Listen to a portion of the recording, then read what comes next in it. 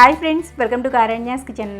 కారణ్యాస్ కిచెన్లో ఈరోజు వీడియోలో మార్నింగ్ బ్రేక్ఫాస్ట్లోకి 1 కప్పు జొన్న పిండితో చాలా రుచిగా ప్రిపేర్ చేసుకోగలిగే జొన్న దోశలను ఎలా ప్రిపేర్ చేసుకోవచ్చో చూపించబోతున్నాను.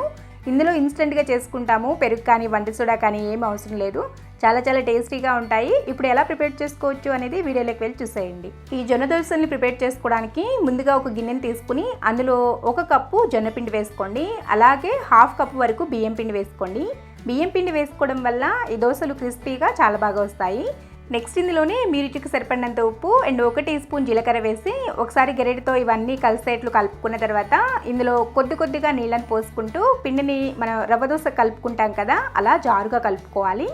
ఫస్ట్ ఎక్కువ నీళ్ళు పోయకండి, కొంచెం ముద్దలాగా వచ్చేటట్లు ఉండలు లేకుండా కలుపుకోండి. ఆ తర్వాత సరిపడిన నీళ్ళని పోసుకుంటూ రవ్వ దోశ కన్సిస్టెన్సీలోకి తెచ్చుకోవాలి. ఇలా 1 గ్లాస్ నీళ్ళు పోసి కలిపి చూడండి, ఇలా ఉంటుంది. నెక్స్ట్ మరొక గ్లాస్ పోసుకోండి. ఫస్ట్ 1-2 గ్లాసులు పోసుకుని చూడండి, దోశలు బాగా మందంగా వస్తున్నాయి అనుకుంటే మరి కొంచెం పలుచగా చేసుకోండి పిండిని. ఇలా జారుగా చిక్కటి మజ్జిగలాగా ప్రిపేర్ చేసుకున్న తర్వాత ఇందులోకి ఒక 2 పచ్చిమిర్చిని సన్నగా కట్ చేసుకుని వేసుకోండి. అలాగే కొద్దిగా కరివేపాకు అండ్ కాస్త కొత్తిమీరని కూడా సన్నగా కట్ చేసుకుని వేసుకోండి. మీకు నచ్చితే ఇందులో అల్లం ముక్కలు 1 ఇంచి అల్లంని సన్నగా కట్ చేసుకుని వేసుకోవచ్చు, లేదంటే తురుముకుని వేసుకున్నా బాగుంటుంది. మీ ఇష్టం, నచ్చితే వేసుకోండి లేదంటే స్కిప్ చేసేయచ్చు. చూడండి, కన్సిస్టెన్సీ ఇలా ఉంటే సరిపోతుంది. ఇలా ప్రిపేర్ చేసుకున్న పిండిని మనం వెంటనే వేసేసుకోవచ్చు, నానపెట్టాల్సిన అవసరం అలాంటిది ఏం లేదు. ఇప్పుడు ఈ జొన్న దోశలు వేసుకోవడానికి స్టవ్ ఆన్ చేసుకుని స్టవ్ మీద ఒక ప్యాన్ పెట్టుకుని ప్యాన్ కొంచెం వేడైన తర్వాత 1 చుక్క నూనె వేసుకుని కొంచెం అలా తుడుచుకోండి.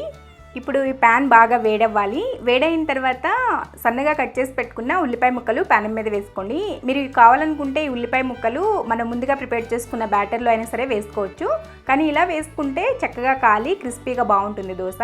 ఇలా వేసుకున్న తర్వాత ఒకసారి పిండిని అడుగు భాగం నుంచి కలపండి. పిండి అడుగు పేరుకుపోయి ఉంటుంది. కలుపుకుని ఇలా మనం రవ్వ దోశ వేసుకున్నట్లుగానే వేసుకోవాలి. కాకపోతే రవ్వ దోశ కాలినట్లుగా దీనికి కూడా కాస్త ఎక్కువ టైం పడుతుంది కాలడానికి. మిగిలినంతా కూడా చాలా సింపుల్ ప్రాసెస్.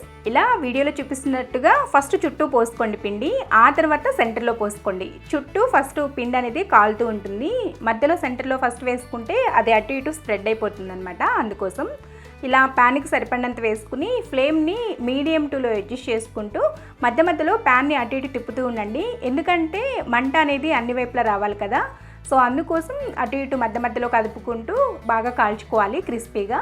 మీరు మెత్తగా కావాలి అనుకుంటే కొంచెం ఫ్లేమ్ని హైలో పెట్టుకునైనా సరే కాల్చుకోవచ్చు. సో చూడండి, ఈ విధంగా పైన పిండి అనేది పచ్చితనం పోయిన తర్వాత కొద్దిగా నూనె ఎక్కువ వేసుకుని కాల్చుకోండి. అప్పుడే టేస్ట్ బాగుంటుంది, క్రిస్పీగా కూడా ఉంటాయి. ఇన్స్టెంట్గా చేసుకుంటున్నాం కదా. ఇలా కాల్చుకున్న తర్వాత చూడండి, ఇలా ఎర్రగా వచ్చేసింది దోశ. ఇప్పుడు రివర్స్లోకి తిప్పకుండా అలా ఫోల్డ్ చేసేసేయండి.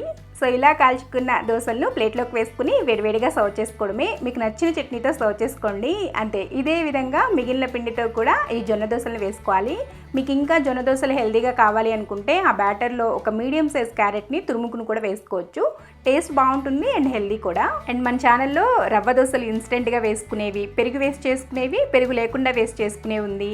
అండ్ అలాగే బియ్యం పిండితో, ఒట్టి బియ్యం పిండితో ఇలా క్రిస్పీగా దోశలు ఎలా వేసుకోవచ్చో ఉంది. ఆ రెసిపీస్ లింక్స్ అన్నీ కూడా కింద డిస్క్రిప్షన్ బాక్స్లో ఇస్తాను, చూడండి.